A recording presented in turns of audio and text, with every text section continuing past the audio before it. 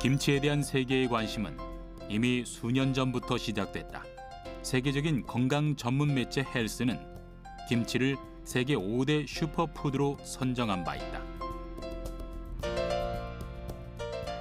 하지만 건강에 대한 관심이 늘면서 나트륨 과다 섭취에 대한 우려의 목소리가 커졌다. 짜게 먹는 습관이 비만, 당뇨 등 각종 성인병의 원인이 된다며 나트륨 섭취를 자제하도록 권장하고 있기 때문이다. 소금에 절여 만든 김치에 대한 오해가 팽배해졌다. 그러나 이런 걱정과는 달리 김치에 들어있는 소금 나트륨은 고혈압에 대한 걱정에서 자유로울 수 있다. 배추에 들어가 있는 칼륨과 상호작용을 일으켜 고혈압 발생을 완화시켜준다는 연구 결과가 나왔다.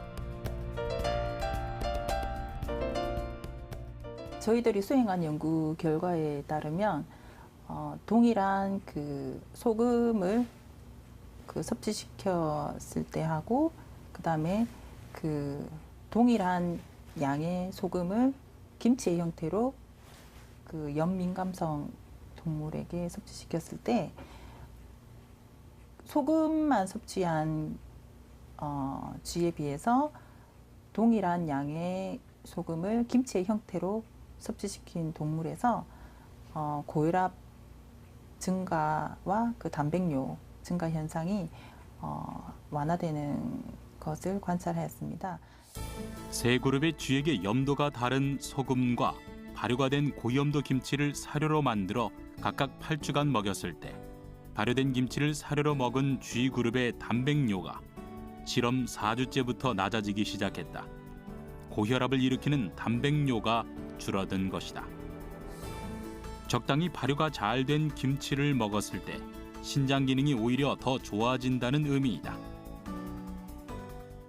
2.57% 소금을 섭취시킨 돼지군에 비해서 동량의 소금을 김치의 형태로 섭취시킨 그룹에서 고혈압 발생이라던가 그 신장 기능 장애를 나타내는 그런 유전자들의 발현 그리고 그 산화 스트레스를 나타내는 이러한 유전자들의 발현이 감소되는 것으로 나타났습니다.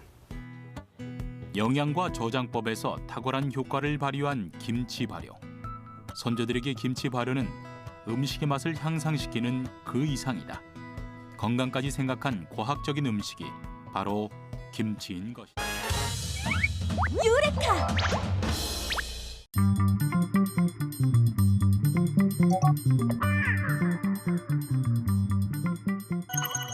지하철 승강장으로 들어올 때 몰고 오게 되는 미세먼지. 이때 미세먼지를 밖으로 배출시키는 통로의 공기순환이 원활하게 이루어지지 않으면 미세먼지가 지하철 내부에 쌓이게 된다. 이러한 문제를 해결하기 위해 이곳 지하철에는 특별한 미세먼지 정화기계가 설치되어 있다는데 바로 이 기계 하나로 지하철 역사 내부와 지하철역 근처의 공기를 깨끗하게 정화해준단다.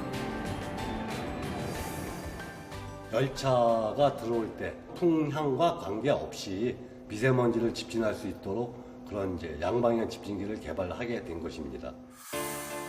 기존의 집진기의 경우 바람을 타고 들어온 미세먼지를 한쪽 방향에서만 걸러내는 한계가 있었다는데 그 문제를 해결하기 위해 개발된 양방향 전기 집진기는 지하철이 지나갈 때 들어오고 나가는 양쪽 방향의 미세먼지를 모두 필터 양면에 붙게 해 그 효율을 극대화한 셈. 서로 엇갈려 가거든요. 근데 이제 열차가 다닐 때는 미세먼지를 이제 터널 내 그 공기를 밀고 와가지고 이제 빠져나가고 열차가 이 환기실을 통과한 후에는 바깥에 공기가 다시 터널로 이제 빨려 들어가는 그런 역할을 하고 있습니다. 쉽게 말해 정전기 원리를 활용해 오염된 공기는 필터 안쪽으로 포집시켜 미세먼지 및 유해가스를 동시에 처리하고 맑은 공기만을 유입시키는 공기 정화기인 셈. 여기서 의문점 한 가지. 이렇게 거대한 기계의 필터는 과연 어떻게 관리할까? 어마어마한 규모의 필터를 직접 관리하기란 쉽지 않은 법. 그래서 개발한 것이 바로 자동 세척 기능이 있는 세척 노즐. 한 번에 많은 먼지를 넓은 면적의 필터로 처리하기 때문에 보다 꼼꼼한 먼지 청소가 필요한데, 세척 노즐이 필터 사이를 지나며 필터에 붙은 먼지를 떼어내고, 이렇게 떨어진 미세먼지는 폐수 속에 섞여 파이프를 타고 침전물로 걸러져 배출된다. 이만큼이 오늘 배출된 미세먼지량. 여기서 그 미세먼지를 다 이제 침전시킨 다음에 이제 그 미세먼지만 이제 바깥으로 이제 그 배출하는 그런 시스템이 되겠습니다. 덕분에 지하철의 쾌적한 환경을 유지할 수 있다고 한다. 그렇다면 과연 이 기계 하나로 지하철 내부의 미세먼지는 어느 정도의 수준까지 정화될 수 있는 걸까? 바람 방향이 터널에서 이제 외기 쪽으로 나간다고 했을 때 터널의 먼지량은 많지만은 이제 대기 쪽으로 나가는 그 미세먼지량이 이제 확 준 수치를 확인하실 수가 있으며, 또 바람이 바뀌었을 때 외기가 높아지면서 오히려 터널 쪽의 수치가 상당히 낮아지는 것을 이제 확인하실 수가 있습니다. 지하철이 왼쪽에서 오른쪽 방향으로 지나갈 때 오른쪽 방향으로 미세먼지를 끌어오게 되는데, 이때 정화 필터를 통과하면서 미세먼지 수치가 0으로 확 떨어지는 것을 확인할 수 있다. 마찬가지로 지하철이 오른쪽에서 왼쪽 방향으로 지나갈 때 왼쪽 방향의 미세먼지 수치가 줄어든 걸 볼 수 있다. 유레카!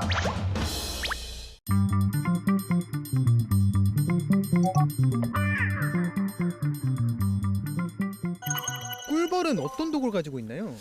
그 멜리틴, 아파민, 도파민 그 한 40 내지 50가지를 갖고 있습니다.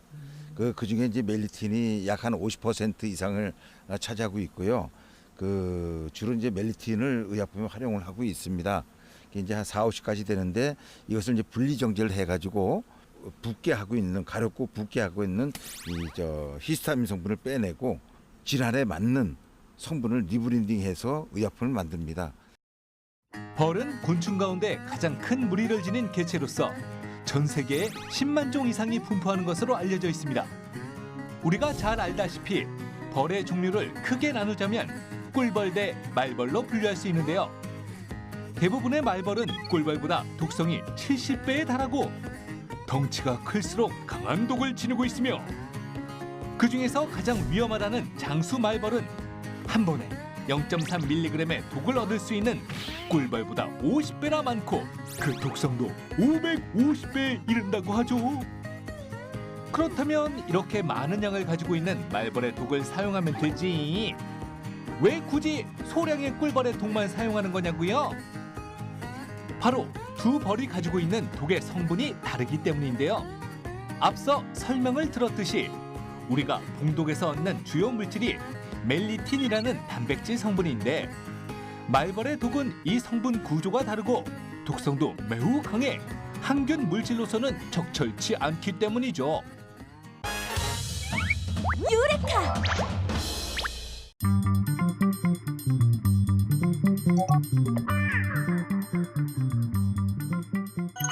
우선 차가운 물에는 파란색 물감을, 뜨거운 물에는 빨간색 물감을 넣어 물을 구분해 줍니다. 그리고 뜨거운 물 위에 가림막을 얹고 차가운 물 위에 살포시 올려주세요. 이제 가림막을 빼낼 텐데요. 천천히, 조심조심. 에이, 이러면 당근 섞이죠. 어? 물이 안 섞인다. 저 이거 찍었는데 맞았어요. 정답을 맞췄다 했더니 찍었구나. 그럼 톡톡씨, 차가운 물과 차가운 물은 어떻게 될까요? 역시 안 섞인다. 차가운 물과 차가운 물을 준비해 위에 올린 뒤 가림막을 빼내자 서서히 섞이는 위아래 물. 뜨거운 물과 뜨거운 물도 가림막을 빼자. 역시 물이 섞이고 말았는데요. 왜 뜨거운 물을 위로, 차가운 물을 아래로 했을 때는 물이 섞이지 않는 걸까요? 혹시 물의 대류 현상이라고 들어보았나요? 이 실험은 대류 현상 때문에 나타나는 현상입니다. 뜨거운 물은 온도가 올라가면서 부피가 팽창해서 밀도가 낮아지게 되고, 차가운 물은 밀도가 커지게 돼요. 그래서 위쪽에 있던 뜨거운 물은 밀도가 작기 때문에 위에 그대로 있고, 밀도가 큰 차가운 물도 밑에 쪽에 그대로 있어서 두 물이 섞이지 않고 가만히 유지를 하게 되는 현상이 나타나요. 이해가 됐나요, 톡톡 씨? 온도에 따라 그대로 멈춰라. 유레카!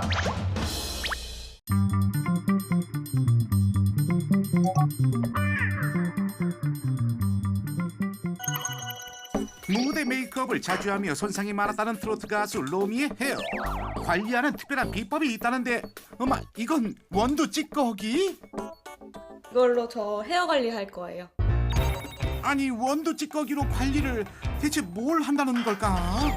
일단 한번 살펴보니 손 위에 원두 찌꺼기와 꿀, 물을 넣고 비벼주는데, 이거 혹시 저기 스크럽 맞나요? 네, 이렇게 커피 찌꺼기랑 꿀이랑 그리고 물을 약간 섞어준 뒤에 이렇게 비벼서 두피에 발라주시면 됩니다. 두피에 너무 세지 않게 살살 비벼서 각질을 제거해주면 된다는데, 원두 찌꺼기로 관리하는 특별한 이유가 있을까? 스크럽 제거에 되게 도움이 많이 된다고 하는데 저는 효과를 굉장히 많이 봤어요, 이걸로. 원두로 두피 마사지를 하는 경우에는 즉각적으로 혈행을 개선해서 혈액순환에 도움이 될 수 있습니다. 이러한 혈액순환은 탈모라든지 다른 피부 트러블을 예방하는 데 도움이 될 수 있으며, 이 카페인의 노폐물 배출 효과로 지성 피부이거나 또 지루성 피부염 예방에도 도움이 될 수 있습니다. 샴푸를 할 때에는 보습과 진정 효과에 좋은 아르간 오일이 함유된 제품을 사용한다는데, 스크럽 후 벗겨진 노폐물을 깨끗하게 제거하는 것이 포인트란다. 그러나 여기서 끝이 아니랍니다. 이제 모발을 위해서 트리트먼트도 필수로 해줄 거예요. 모발 성분과 비슷한 요소인 단백질이 함유된 트리트먼트로 손상된 곳에 발라주는데, 끝부분이 굉장히 많이 상하거든요. 그래서 끝부분에 트리트먼트를 집중적으로 발라주고 있습니다. 여기서 끝난다면 헤어 관리의 고수가 아니다. 이번에 꺼낸 것은 무엇? 꿀, 아르간 오일, 그리고 달걀까지? 머리 말리기 전에 헤어팩을 만들어서 하려고요. 꿀과 달걀, 아르간 오일을 1대1대1 비율로 잘 섞어주면 끝. 그녀가 제안하는 헤어팩 간단하게 하는 방법. 비닐봉지에 헤어팩을 넣고 머리카락과 함께 고무줄로 묶으면 된다. 달걀의 경우는 불포화 지방산과 함께 단백질 성분이 풍부하기 때문에 모발에 즉각적인 영양 공급에 도움이 될 수 있습니다. 또한 아르간 오일의 불포화 지방이나 이 비타민 E 성분은 모발을 보호할 뿐 아니라 혈액순환에 도움이 되기 때문에 여러 가지 두피 질환 예방에도 도움이 될 수 있습니다. 노폐물을 제거하고 혈액순환에 도움이 되는 빗질까지 꼭 머리가 완전히 마른 상태에서 해야 한다고? 네, 저는 하루에 한 10분 정도 빗질을 하고 있거든요. 근데 이게 혈액순환에 굉장히 좋다고 해요. 그래서 탄력 있고 건강한 모발을 만드는데 되게 도움이 된다고 하네요. 유레카!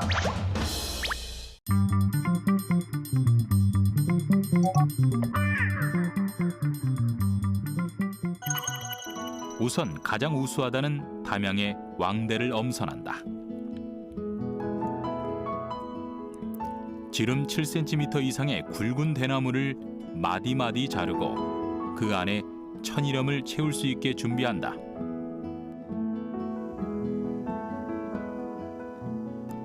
천일염은 최소한 5년 이상 숙성시켜 준비하는데, 이 과정에서 황산 마그네슘, 염화 마그네슘 등의 성인병 유발 물질이 제거된다고 한다.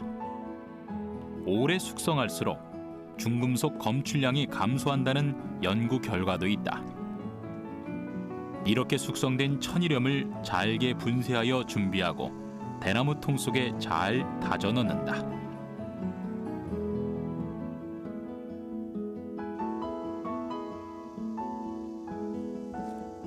산에서 채취한 거름기 없는 황토를 반죽해 대나무 통의 입구를 막는다. 이것은 소금 안에 황토의 무기물질과 미네랄이 들어갈 수 있게 하는 과정이다.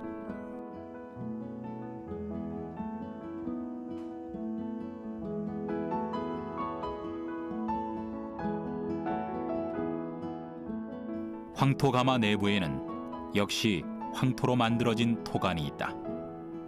소금을 채운 대나무를 토관에 차곡차곡 쌓는다.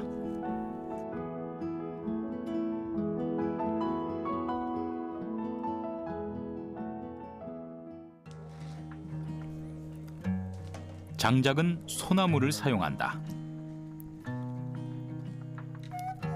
소나무가 타면서 발생하는 식이 유황을 소금이 흡착할 수 있도록 하기 위해서다.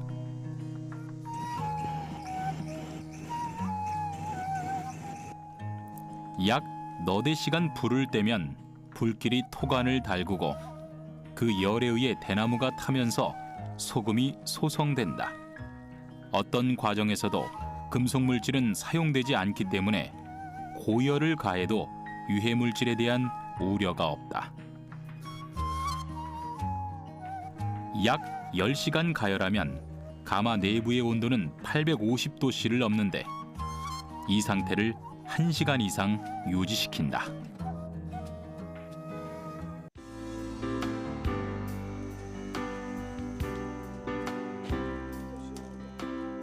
약 3일의 기간 동안 가마 내에서 숙성시키면 대나무는 타서 없어지고 돌처럼 단단하게 굳고 하얀 소금 기둥이 나타난다.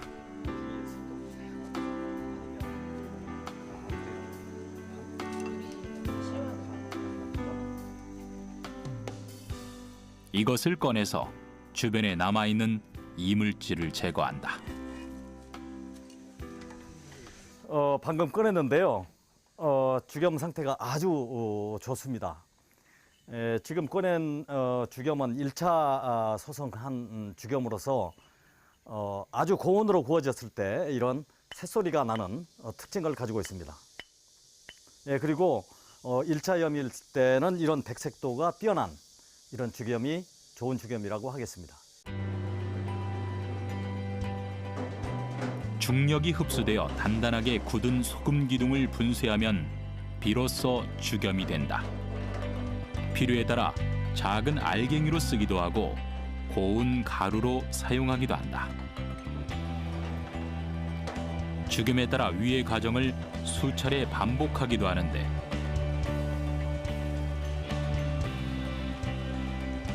죽염을 굽고 식혀서 완성시키는 데에만 수일이 걸린다. 유레카!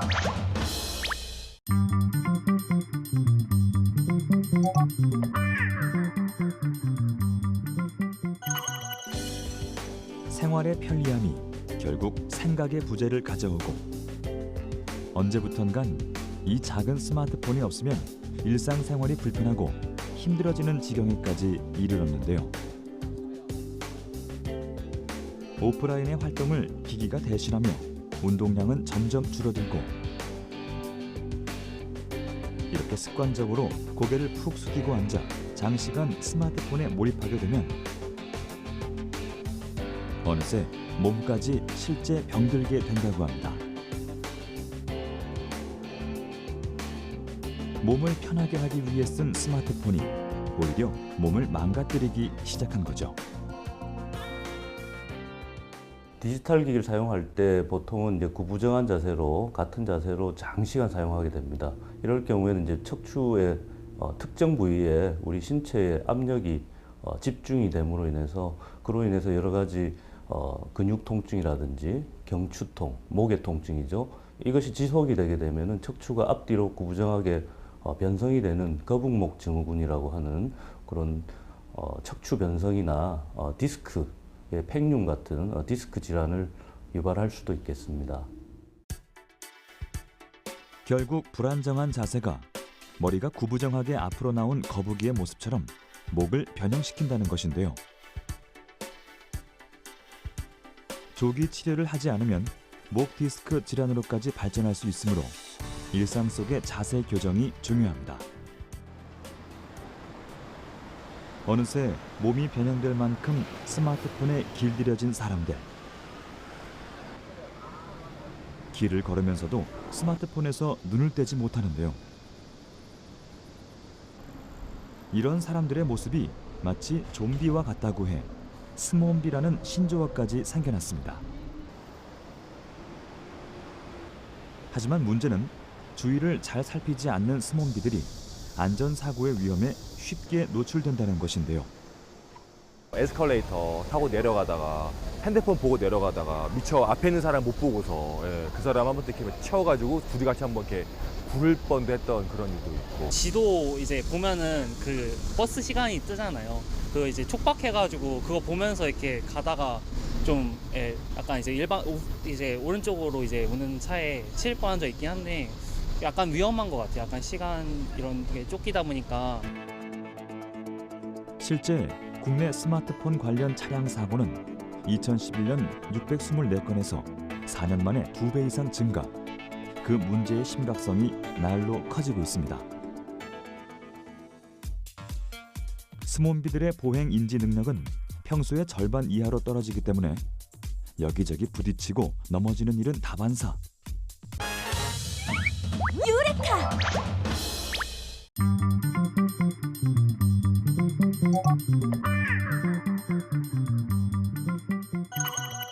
이것이 바로 벌집 앞에 놓인 벌독 채취기입니다.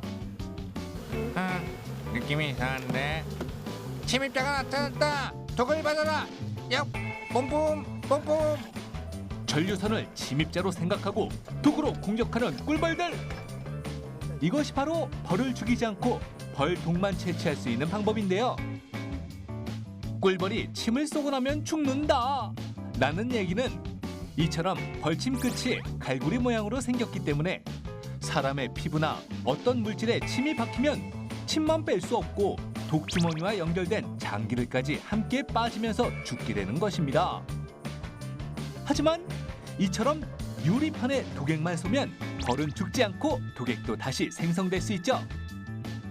그런데 반면 말벌은 갈고리가 없어서 여러 번 쏠 수 있다고 하네요. 이렇게 서로의 독 냄새를 맡고 유리판에 쏘아댄 봉독은 자연적으로 건조되어 가루로 남는데요. 벌독은 모아 무균 환경에서 꽃가루나 기타 불순물을 제거한 후 치료제로 정제합니다. 유레카!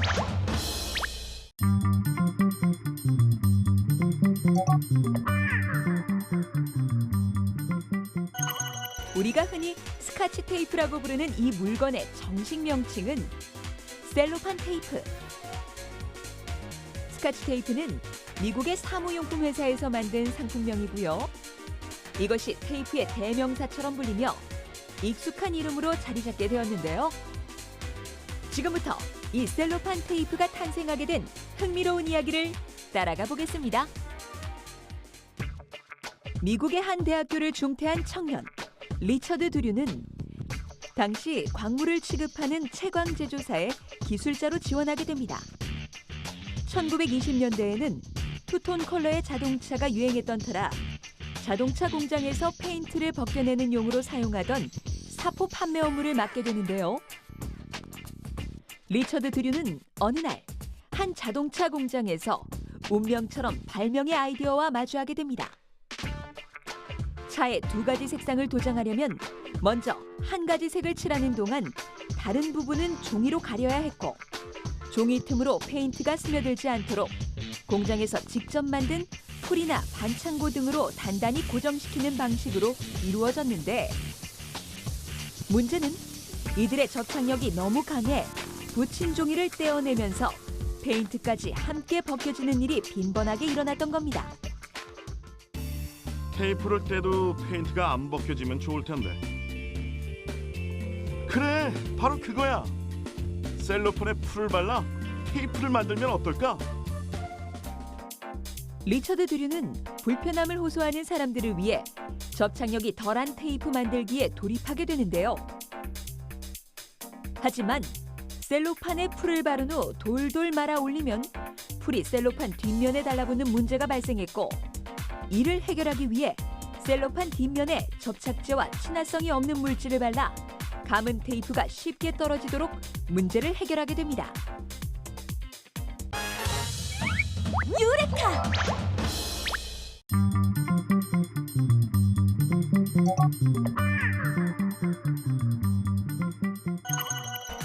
셀로판 테이프의 한계를 넘어선 더 강력한 접착제가 있습니다. 뭐든지 착착 감쪽같이 붙이는 순간 접착제. 오늘날 생활 필수품이 된 이 접착제가 알고 보면 실패작에서 탄생한 발명품이었다는 사실. 바로 이 사람이 지금의 순간 접착제를 최초 개발한 주인공인데요. 1942년 미국 이스트먼 코닥의 화학사업부에서 일하던 해리 쿠버 박사는 제트기 조종실의 덮개를 만들기 위해 내열성 고분자 물질을 개발하는 연구를 총괄하게 되는데요. 팀원 중 한 명이 910번째 화학물, 즉 시아노 아크릴레이트를 테스트하기 위해 굴절기의 두 렌즈 사이에 분사했고, 결국 이 두 렌즈가 달라붙어 분리시킬 수가 없게 된 사건이 일어납니다. 당시 굴절기는 약 3,000달러 정도로 꽤 비싼 실험 장비였기 때문에 비상 상황을 맞이하게 되는데요. 해리 쿠버 박사는 이 물질 자체에서 새로운 가능성을 포착하게 됩니다. 그래! 시아노 아크릴레이트 자체를 접착제로 활용하는 거야. 실험은 곧 접착제 개발로 전향되었고 이스트먼 910이라는 이름으로 특허를 받게 되면서 본격적으로 시장에 등장하게 됩니다. 이후 해리 쿠버 박사 일행은 사람의 근육 조직을 결합하는 목적으로 의료용 접착제를 개발해 미국의 식약청에서 승인을 받게 되는데요. 특히 전쟁터에서 병원으로 수송하던 중 과다출혈로 사망하던 수많은 사람들을 기지병원까지 무사히 수송하면서 진가를 발휘하게 됩니다.